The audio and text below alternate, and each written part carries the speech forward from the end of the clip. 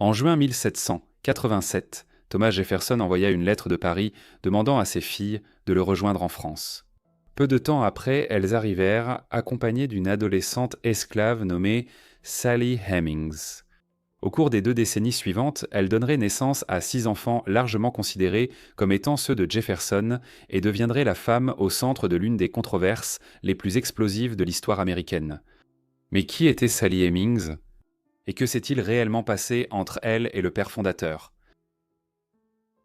Nous ne savons pas vraiment quand Sally Hemings est née. Au XVIIIe siècle, il existait de plus en plus de registres qui nous permettent de déterminer la date de naissance des gens, notamment les registres de baptême, mais cela ne concernait généralement que les Américains libres. Nous ne pouvons pas être totalement certains de la date de naissance des personnes réduites en esclavage, mais dans le cas de Sally Hemings, on suppose généralement qu'elle était née vers 1773 dans le comté de Charles City, dans la colonie anglaise de Virginie. Pour situer le contexte, à cette époque, Thomas Jefferson avait 30 ans, tandis que la Boston Tea Party, un épisode clé qui a conduit à la guerre d'indépendance américaine, eut lieu en décembre 1773. Ainsi, Sally a grandi sur fond de guerre, bien que ses années de formation aient été beaucoup plus paisibles dans les années 1780 et 1790. La mère de Sally, Elizabeth Hemings, était une esclave détenue par le propriétaire de plantation John Wales en Virginie. On pense qu'Elizabeth est née d'une femme originaire d'Afrique de l'Ouest et d'un père planteur blanc. Elle a eu 6 enfants avec son maître, Wales, dont Sally faisait partie. Cela signifie que du côté de sa mère et de sa grand-mère maternelle, Sally était d'origine ouest-africaine, mais que 3 de ses 4 grands-parents étaient d'origine européenne blanche. Selon les classifications raciales de l'époque, elle aurait été considérée comme une carteronne. Les récits contemporains la décrivaient dit constamment comme belle et à la peau très claire, reflétant ainsi ses origines majoritairement européennes. Sally n'a jamais connu son père, aussi singulière que cette relation aurait de toute façon été. En mai 1773, John Wales est décédé. Il est donc possible qu'il soit mort avant la naissance de Sally. À sa mort, John avait laissé de lourdes dettes et une grande partie de ses biens et de sa propriété fut rapidement vendue afin de rembourser ses créanciers. Lors du règlement de la succession, le gendre de Wales prit possession d'Elizabeth Hemings et de ses 6 enfants nés de Wales. Il ne s'agissait nul autre que du futur 3e président des États-Unis, Thomas Jefferson. En 1770, il avait commencé à courtiser la fille de Wales, Martha, et le couple finit par se marier en 1772. À l'époque, Jefferson était avocat et propriétaire de plantations en Virginie, mais il était encore un jeune homme, et pas encore la figure nationale qu'il deviendrait à la suite de la guerre contre la Grande-Bretagne. Pourtant, ce lien familial, apparemment anodin, marqua le début d'une relation qui deviendrait l'une des histoires les plus controversées et débattues de l'histoire américaine. Lorsque Sally Hemings, sa mère et ses frères et sœurs devinrent la propriété de Jefferson, il venait de construire son célèbre domaine de Monticello dans le comté d'Albemarle, Virginie.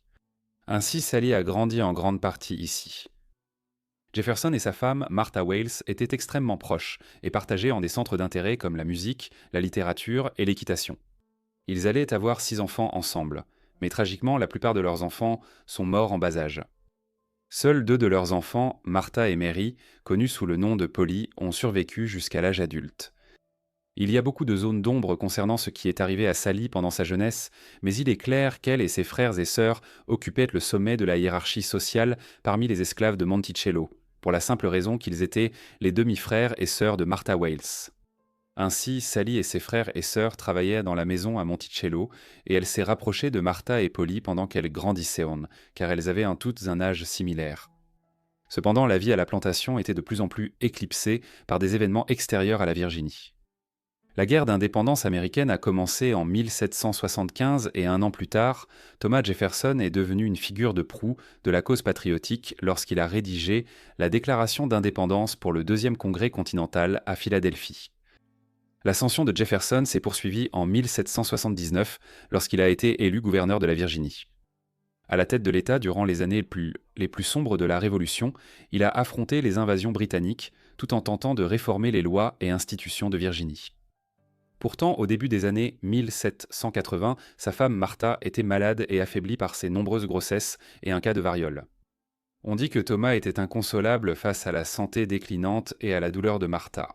Sa santé continua de se détériorer et elle mourut le 6 septembre 1782 à l'âge de 33 ans. Avant sa mort, Martha demanda à Jefferson de ne jamais se remarier. Cette demande était sans doute influencée par ses expériences malheureuses avec des belles-mères et son souhait d'épargner à ses filles le même sort. Jefferson fut dévasté par sa perte et respecta son souhait pour le reste de sa vie, ne prenant jamais une autre épouse, ou du moins pas officiellement. En 1784, après la fin de la guerre d'indépendance, Jefferson fut nommé ministre américain en France, succédant à Benjamin Franklin. 3 ans plus tard, il fit venir ses filles à Paris pour le rejoindre. À l'été 1787, elles arrivèrent à Paris accompagnées de Sally Hemings et de son frère aîné James. Bien que l'esclavage ne fût pas reconnu en France métropolitaine et que Sally aurait potentiellement pu réclamer sa liberté selon la loi française, elle resta dans la maison de Jefferson et servit de femme de chambre à sa fille Martha. Lors de son séjour à Paris, elle a sans doute accompagné Martha à des réceptions mondaines et apprenait le français. Nous ne savons cependant pas exactement où elle vivait. Elle a peut-être séjourné soit à la résidence de Jefferson, l'hôtel de Lagnac, soit à l'abbaye de Pontferme, où Martha et Polly ont été éduquées. C'est pendant les années de la famille à Paris, au milieu de l'intrigue et du crépuscule de la monarchie française, que l'on pense généralement que la relation entre Jefferson et Sally a commencé. Elle aurait eu environ 15 ans à l'époque, tandis que Jefferson avait environ 45 ans. La nature exacte de leur relation reste un sujet de débat. Même si Sally avait un statut juridique différent en France qu'en Virginie, le déséquilibre de pouvoir entre eux restait profond. Beaucoup des vies d'Antoulie dont nous parlons sur cette chaîne ont été façonnées par l'instabilité politique, l'instabilité financière et ce genre d'incertitude qui laissait aux gens très peu de contrôle sur leur avenir. En ce qui concerne l'argent, je préfère les approches structurées, surtout lorsqu'il s'agit d'investir. Parce que la vérité, c'est que l'incertitude influence encore les choix que les gens font aujourd'hui. Des études montrent que 66% des investisseurs regrettent au moins une décision d'investissement, et ce n'est pas difficile à comprendre. Sur le marché boursier, on vous demande constamment d'acheter, de vendre, d'attendre et de réagir. C'est pourquoi j'ai commencé à chercher une autre façon d'investir, une méthode qui ne nécessitait pas de surveiller le marché toute la journée. C'est à ce moment-là que j'ai découvert Mintos. Avec Mintos, je peux investir dans des prêts et gagner des intérêts. Au lieu d'essayer de prédire ce qu'une action pourrait faire, le rendement attendu pour chaque prêt est fixé à l'avance. Les paiements peuvent arriver chaque jour comme un revenu passif, rendant le processus plus stable et facile à suivre. Je peux aussi filtrer par rendement, risque, horizon temporel, pays et devise. Et pour une approche encore plus simple, Mintos propose également des portefeuilles automatisés.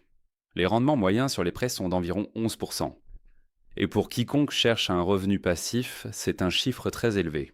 Mintos opère depuis 2014, compte plus de 600 000 utilisateurs et est réglementé dans l'UE sous MiFID. Et en ce moment, vous pouvez obtenir un bonus allant jusqu'à 350 € lorsque vous investissez 500 € ou plus. Utilisez le lien dans la description ou scannez le code QR affiché à l'écran. Des rendements stables, pas de surprise, et en plus un bonus. Ne le manquez pas et bonne chance.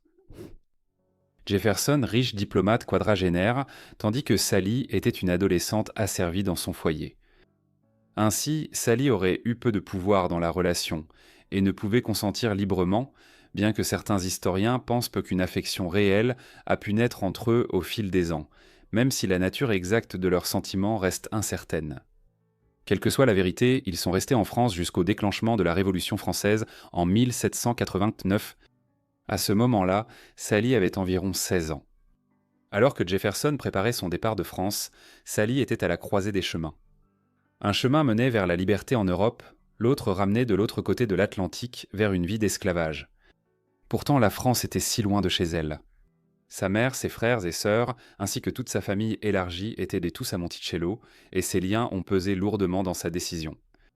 Selon les souvenirs ultérieurs de son fils Madison Hemings, Sally accepta de revenir seulement après que Jefferson eut promis que tous les enfants qu'ils auraient ensemble seraient un jour affranchis. C'était une décision qui allait façonner le reste de sa vie et celle des générations à naître. La relation de Sally avec Thomas était extrêmement controversée et a fait l'objet de débats pendant 200 ans. Pendant 2 siècles, des articles et des livres ont été publiés pour tenter de nier le fait que Jefferson ait eu une relation avec Sally. C'est ainsi que cela est devenu connu sous le nom de controverse Jefferson-Hemmings. Au XIXe siècle et jusque bien avancé dans le XXe siècle, la majorité des historiens ont soit ignoré, soit contesté l'idée que Jefferson ait fondé une famille distincte avec l'une de ses esclaves. Bien qu'il n'était guère inhabituel pour les riches propriétaires d'esclaves du Sud d'avoir des enfants avec des femmes esclaves à cette époque, ce qui sortait de l'ordinaire, c'était la manière relativement ouverte dont Jefferson menait sa relation avec Sally, et que cela a duré pendant tant d'années. Après leur retour aux États-Unis, on pense que Sally a eu 6 enfants de sa relation avec Jefferson. La première, une fille nommée Harriet, est née en 1795. Elle est décédée 2 ans plus tard, en décembre 1797. Une autre fille, dont le nom était peut-être Théa, est morte en bas âge. Des 4 enfants qui ont survécu au-delà du bas âge, 3 étaient des fils. Il s'agissait de William Beverly, né en 1798, de James Madison en 1805 et d'Eston en 1808. Ils eurent également une autre fille nommée Harriet en 1800, un réutilisant le nom de leur premier enfant, désormais décédé. Ainsi, 3 des enfants présumés de Sally avec Thomas sont nés alors qu'il était président des États-Unis, entre 1801 et 1809. C'est pendant la présidence de Jefferson que les premières allégations concernant cette relation ont circulé.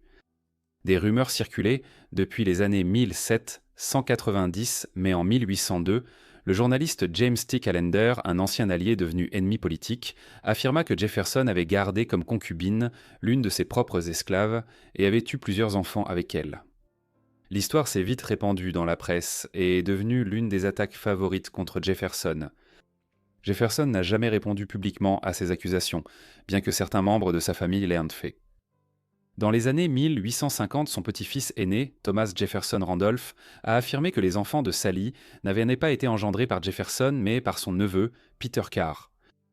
Néanmoins, il semble qu'il ne subsiste guère de doute aujourd'hui, grâce à une abondance de preuves documentaires ainsi qu'aux études ADN menées par les descendants de Sally en 1998 que Jefferson était le père des enfants de Sally. Un autre fait inhabituel sur les enfants de Sally, soutenant l'idée que Thomas était leur père, vient de son registre de plantation. C'était un registre qu'il tenait sur ses affaires commerciales dans sa plantation en Virginie. Il tenait ici un registre des naissances et des décès des esclaves sur son domaine.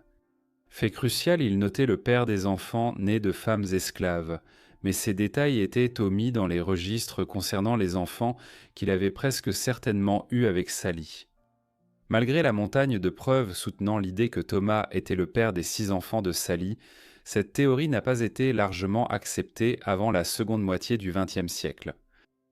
Avec la montée du mouvement des droits civiques aux États-Unis dans les années 1950 et 1960, cet aspect de l'histoire présidentielle américaine a été davantage discuté et a fait l'objet de nombreux écrits. Pourtant, un petit nombre de critiques continuent de contester la paternité de Jefferson. Il note que les tests ADN peuvent identifier la lignée masculine Jefferson, mais ne peuvent pas distinguer les différents hommes de la famille Jefferson, ce qui amène certains à proposer d'autres candidats, comme le frère cadet de Jefferson, Randolph. Certains ont aussi suggéré que Sally Hemings aurait eu des relations avec d'autres hommes. Cependant, la plupart des historiens concluent que les preuves documentaires et génétiques réunies soutiennent fortement l'idée que Jefferson est le père des enfants de Sally Hemings, même s'il reste impossible d'en avoir la certitude absolue. L'histoire de Sally Hemings n'est peut-être pas unique dans l'histoire présidentielle américaine. On suppose que 4 ou 5 autres présidents ont aussi eu des enfants avec des esclaves qu'ils possédaient. Par exemple, William Henry Harrison, qui fut brièvement président pendant 1 mois avant sa mort en 1841, aurait potentiellement eu plusieurs enfants avec une femme esclave nommée Delicia. Cependant, aucun autre enfant de président issu de l'esclavage n'a pu être confirmé. Jefferson était inhabituel en ce sens que sa relation avec Sally semble avoir duré des décennies et donné naissance à 6 enfants. Et la vie qu'ils ont eue ensemble à Monticello s'est révélée tout aussi fascinante que la controverse qui les entourait. La vie de Sally sur la plantation de Jefferson à Monticello dans les années 1790 différait de celle de la plupart des esclaves. Une étude de 2017 a suggéré qu'elle logeait dans une chambre voisine de celle de Thomas, dans la maison principale. Elle ne s'est jamais mariée et est effectivement devenue une sorte de pseudo-épouse de Thomas, qui, comme on l'a dit, ne s'est pas remariée non plus. Les enfants Hemmings vivaient dans la maison et aux alentours et étaient traités différemment de la plupart des esclaves de Monticello, tout comme Sally et ses frères et sœurs l'avaient été des décennies plus tôt lorsqu'elle grandissait. La relation entre Thomas et Sally aurait été sporadique entre 1797 et 1809. Il a été vice-président entre 1797 et 1801, puis troisième président des États-Unis entre 1801 et 1809. Bien que Thomas ne se soit pas donné beaucoup de mal pour cacher sa relation avec Sally à Monticello, il savait qu'il y avait des limites à l'ouverture dont il pouvait faire preuve. Pendant qu'il vivait à Washington, elle est restée en Virginie. Et il n'y a aucune preuve qu'elle ait jamais visité la Maison-Blanche pendant sa présidence. Après ses années au pouvoir, Jefferson est retourné à Monticello pour passer le reste de son temps entouré de livres, d'architecture, de sciences et des plaisirs de la vie à la plantation. Pour Sally et ses enfants, cependant, l'avenir était bien moins certain. En Virginie, la loi interdisait aux esclaves de se marier comme les personnes libres. Cela dit, de nombreux couples asservis formaient des relations stables de type union libre. Cela ne s'appliquait pas à Sally Hemings, et l'impression que nous avons est qu'elle était considérée comme une concubine ou une pseudo-épouse de Jefferson pendant de très nombreuses années. Elle a continué à vivre dans et autour de la maison principale sur un domaine de plantation où des centaines de personnes asservies vivaient dans d'autres dépendances et quartiers d'esclaves. Thomas a vécu jusqu'à un âge très avancé pour l'époque, ne mourant qu'en 1826 à l'âge de 83 ans. Au moment de sa mort, Sally était encore théoriquement une esclave. Il ne l'avait jamais affranchie, même s'il a libéré certains enfants de Sally dans son testament.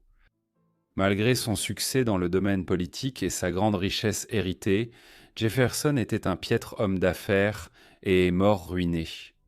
Martha Jefferson a ainsi vendu une grande partie de son domaine pour rembourser ses dettes. Cela signifiait que la grande majorité des esclaves de Thomas ont été vendus aux enchères, mais Sally n'en faisait pas partie. Martha, qui était aussi la demi-nièce de Sally, lui a permis de vivre essentiellement comme une femme libre par la suite. Elle a passé ses dernières années à Charlottesville avec 2 fils et leur famille. Elle est décédée là-bas en 1835 à environ 62 ans. Comme mentionné, 2 des enfants de Sally sont morts en bas âge. Harriet a été autorisée à quitter Monticello en 1822, et Thomas lui a même donné une grosse somme d'argent, $50, lorsqu'elle s'est partie. Bien qu'elle soit encore légalement esclave, Jefferson n'a jamais tenté de la faire ramener dans sa propriété en Virginie. On ne sait pas ce qu'il est advenu d'elle. Elle a écrit à ses frères et sœurs de temps en temps pendant quelques années après son départ en 1822, puis disparaît en grande partie des archives historiques. William Beverly Hemings a été apprenti auprès du charpentier qualifié John Hemings, son oncle, en 1812 à l'âge de 14 ans. Bien que Jefferson ne l'ait jamais officiellement affranchi, Beverly a été autorisé à quitter Monticello en tant que jeune homme et à mener une vie indépendante. D'un point de vue légal, il restait esclave, mais en pratique, il a obtenu sa liberté sans affranchissement officiel. Il a choisi de s'identifier comme un homme blanc à l'âge adulte, ce qui montre à quel point les enfants issus de l'union de Sally et Thomas avaient la peau claire. Eston et Madison Hemings ont été affranchis par Thomas dans son testament. Après la mort de leur mère, en 1835, les 2 frères ont déménagé avec leur propre famille dans l'Ohio, un État libre qui a connu un énorme essor démographique durant la première moitié du XIXe siècle. La famille d'Eston a de nouveau déménagé dans le Wisconsin au début des années 1850. Il est décédé quelques années plus tard, en 1856. L'un de ses fils, John, était un commandant de l'Union éminent pendant la guerre de Sécession. Madison et sa famille ont continué à vivre dans l'Ohio jusqu'à sa mort en 1873. La même année, il a publié un article dans un journal de l'Ohio, dans lequel il affirmait plus tard que lui et ses frères et sœurs étaient les enfants illégitimes du 3e président des États-Unis. Les tests ADN réalisés en 1998 ont fourni des preuves solides reliant les descendants de Sally Hemings à la famille Jefferson, et ces descendants vivent aujourd'hui partout aux États-Unis. Pourtant, l'histoire de Sally Hemings n'a rien d'exceptionnel simplement parce qu'elle a eu lieu. Des dizaines de millions d'Américains ont un ancêtre d'une manière ou d'une autre qui a été impliqué dans une relation entre des propriétaires de plantations et des personnes réduites en esclavage. Ce qui rend son histoire remarquable, c'est qu'elle a survécu. Pendant des générations, on a tenté de la nier, de la rejeter ou de l'obscurcir. Mais finalement, la vérité fut plus difficile à enterrer que ceux qui l'ont vécue. Merci beaucoup à tous d'avoir regardé cette vidéo sur Sally Hemings. J'espère qu'elle vous a plu et que vous l'avez trouvée intéressante. Dites-moi ce que vous avez pensé de sa vie dans les commentaires ci-dessous, et si vous souhaitez voir plus de vidéos sur ce genre de sujet, faites-le moi savoir également. Et si vous souhaitez voir plus de vidéos sur ce genre de sujet, faites-le moi savoir dans les commentaires ci-dessous. J'espère que vous êtes abonnés et que vous avez activé les notifications pour recevoir toutes mes vidéos dès que je les publie. Quoi qu'il en soit, c'est tout pour moi. Alors je vous retrouve tous dans le prochain épisode de Forgotten Lives. Merci.